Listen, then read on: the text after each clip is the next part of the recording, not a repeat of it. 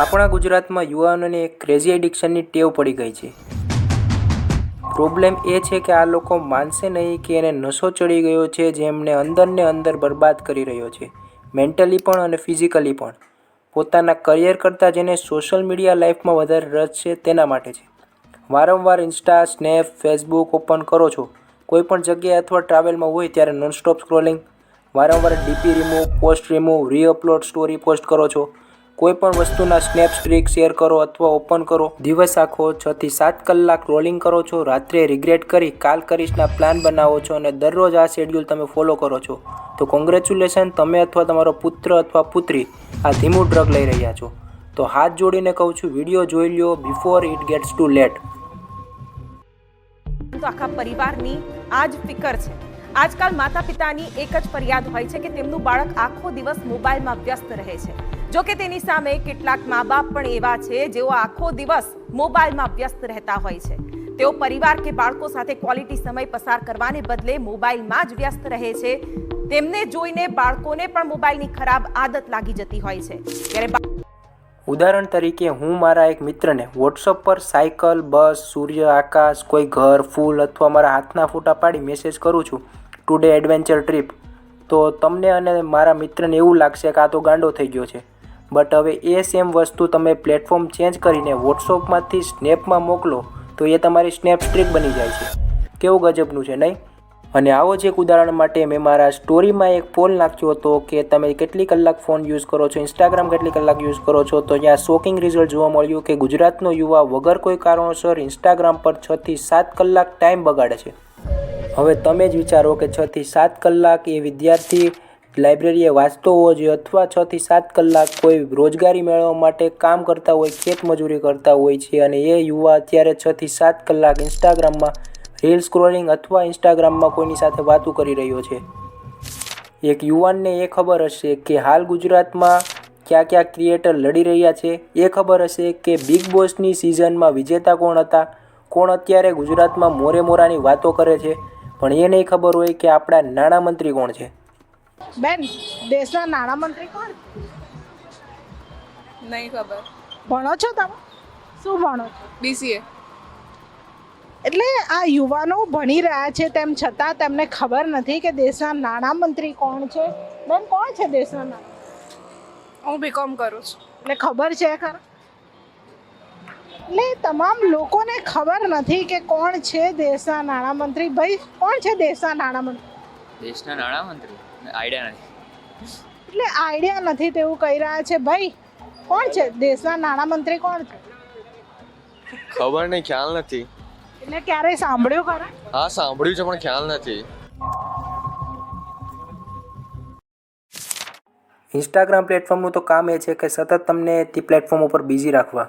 એટલે તમને જે રીલ અથવા પોસ્ટ વધુ ગમતી હોય અથવા તમે જે પોસ્ટ રીલ વધારે પડતું જોતા હોય એ તમને વધુ દેખાડશે, કારણ કે એ પ્રકારથી એનું આલ્ગોરિધમ કામ કરતું હોય છે. પ્રેમના મૂડમાં છો તો પ્રેમની રીલ હશે, ભાઈ ગમમાં છે તો ગમના સોંગ રીલ હશે, મોટિવેશન, પ્રોડકાસ્ટ, તમામ વસ્તુ તમને તે દેખાડશે જે તમને ગમતું હોય અને તમે તમારા કમ્ફર્ટ ઝોનમાં રહેશો. સાથે આનાથી તમને શું ફાયદો થવાનો છે એ તમારે વિચારવાનું છે. આ વિડીયો અથવા સતત રીલ જોવાથી તમારા પરિવારમાં પૈસો આવવાનો છે કે નથી આવવાનો એ તો મને ખબર નથી, પણ રીલ સ્ક્રોલ કરતા એક એવો ટાઈમ આવશે કે તમે વિચારવાનું બંધ કરી દેશો. બ્રેન રોટ કહે છે, અને વલ્ગર કોન્ટેન્ટ અને લો ક્વોલિટી ઓનલાઈન કોન્ટેન્ટ જોવાથી તમારી વિચારવાની ક્ષમતા ધીરે ધીરે ઓછી થઈ જાય છે. એટલે તમારી વિચારવાની ક્ષમતા, ક્રિટિકલ થિંકિંગ, મગજની કેપેસિટી ધીરે ધીરે ઘટતી જાય છે. અને આ ટેવ આજની જેન ઝેડ અને જેન આલ્ફા જનરેશનમાં જોવા મળે છે.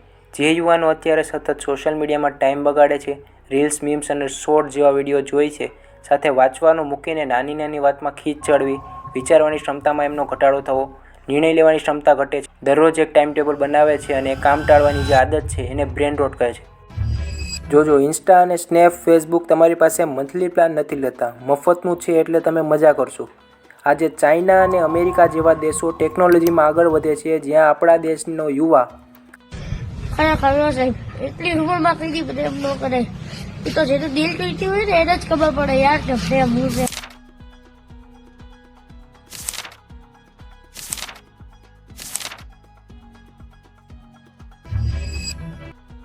અત્યારે જે 10 અને 12ની બોર્ડ એક્ઝામ પૂર્ણ થવા આવી હશે અને જે વિદ્યાર્થીઓ પરીક્ષા આપી હશે એમને ખબર હશે કે આખું વર્ષ એમણે કંઈ નહીં કર્યું હશે અને સાથે એ એડ્યુકેશન ક્રિએટરને પણ ખબર હશે કે આખા વર્ષમાં યુટ્યુબ ઉપર એમના જે વિડીયો હતા એમાં સૌથી વધારે વ્યૂઝ મળ્યા હશે તો પરીક્ષાના સમયે. કારણ કે આખું વર્ષ તો એ વિદ્યાર્થીઓ પાસે ફોન હતો, એમના વાલીએ રિચાર્જ પણ કરી દીધું હતું કારણ કે ભાઈ ભણવામાં બિઝી હશે, પણ ભાઈ ઇન્સ્ટાગ્રામ અને ફેસબુક અથવા ફ્રી ફાયર અથવા BGMI જેવી ગેમ રમવામાં બિઝી હતો. એમના વાલીને ધ્યાન રાખવાની જરૂર છે.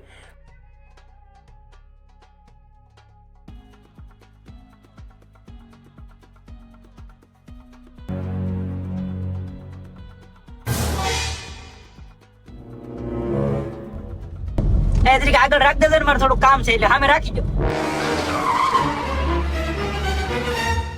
એલા એ તું અહીંયા ઉતરી ગયો કે ગાડી નહીં આવે? હેમાં આવી પછી? ઈ તમારે ક્યાં જવું? તમારું કામ કરો ને જવા જો જાવ અહીંથી.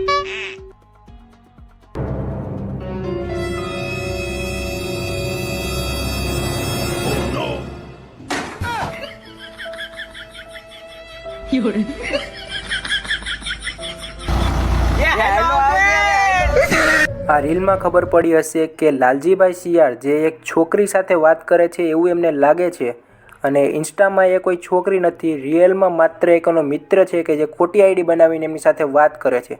અને આવી કેટલીક ઘટના તમારી સાથે પણ બની હશે. પણ પ્રશ્ન એ છે કે આ પ્લેટફોર્મ વાપરવાથી ફાયદો શું છે? નોલેજ મળતું તો બેસ્ટ, પણ ઇન્સ્ટાનું આલ્ગોરિથમ જ એવી રીતે વર્ક કરે છે કે દર 10 થી 20 રીલમાં તમને વલ્ગર કોન્ટેન્ટ જોવા મળશે. પછી તમે એની આઈડી ગોતતા રહ્યો અને તમારા બાપા ભલેની ખેતી મજૂરી કરતા રહે. વેલ, તો આપણે આના નુકસાનની વાત કરીએ એ પહેલાં 15 સેકન્ડ તમારી પાસે માંગુ છું કે ઇન્સ્ટાગ્રામ તમે ડિલીટ કરી નીચે કોમેન્ટ સેક્શનમાં ડિલીટ લખી દો.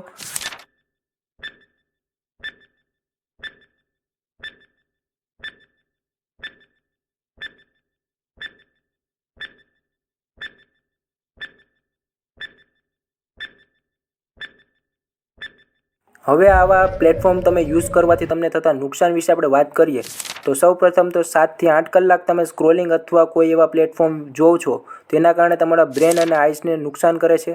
પરિણામે તમને પૂરતી ઊંઘ નથી આવતી, શરીર દુખે છે. ઊંઘ ન આવવાથી, ખરાબ કોન્ટેન્ટ અને ભડકાઉ વસ્તુ જોવાથી તમારા અને તમારા બાળક પર ખરાબ અસર પડે છે. સાથે માનસિક તણાવ સતત વધે છે.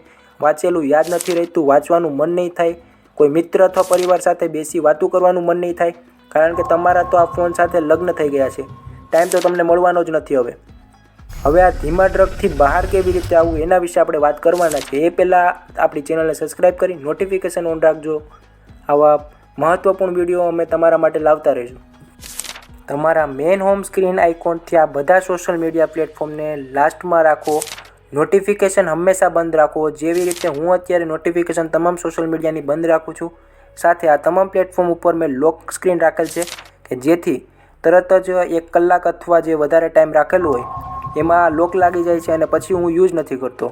તો મિત્રો અને પરિવાર સાથે વાતો કરો, ક્રિકેટ, રનિંગ, સાંજના ચાલવાનું રાખો, મગજને ફ્રેશ રાખો તો વાંચવામાં મજા આવશે અને વાંચેલું યાદ પણ રહેશે.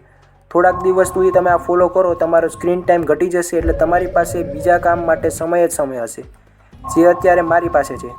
એ ટાઈમ મેનેજમેન્ટ વિડીયો આપણે નેક્સ્ટ વિડીયોમાં લાવવાના છે. એકવાર વિચારજો કે અત્યારે કોમ્પિટિશન એટલું વધી ગયું છે, કોઈપણ સરકારી ભરતીમાં અથવા કોઈપણ જોબ પ્લેસમેન્ટમાં 15-20 લાખ ફોર્મ ભરાય છે, જગ્યા ઓછી હોય છે, 12 થી 13,000 જેટલી જગ્યા હોય છે ને એમાં તમે આવી રીતે તમારો સમય બગાડો છો એ કેટલું યોગ્ય છે? અને પછી આગળના 20 થી 25 થી 30 વર્ષ સુધીમાં તમે ક્યાં પહોંચી જવાના છો અને તમારા મિત્રો બીજા સરખામણીમાં ક્યાં પહોંચવાના છે એ વિચારીને તમે તૈયારી કરજો. અને સાથે ઇન્સ્ટાગ્રામ અને ફેસબુક, સ્નેપ જેવા પ્લેટફોર્મ ઉપર તમે જે અત્યારે ટાઈમ બગાડી રહ્યા છો એ ટાઈમ તમે કોઈ સારી એવી સ્કિલ શીખવામાં લગાડો કે જેથી અત્યારે AI અત્યારે એટલું એડવાન્સ છે, એની મદદથી તમે શીખી શકો છો. તો એવી રીતે તમારા સમય અને તમારા ટાઈમ મેનેજમેન્ટનો ઉપયોગ કરો. તો મળીએ નવા વિડીયોમાં, ત્યાં સુધી જય હિન્દ, જય ભારત.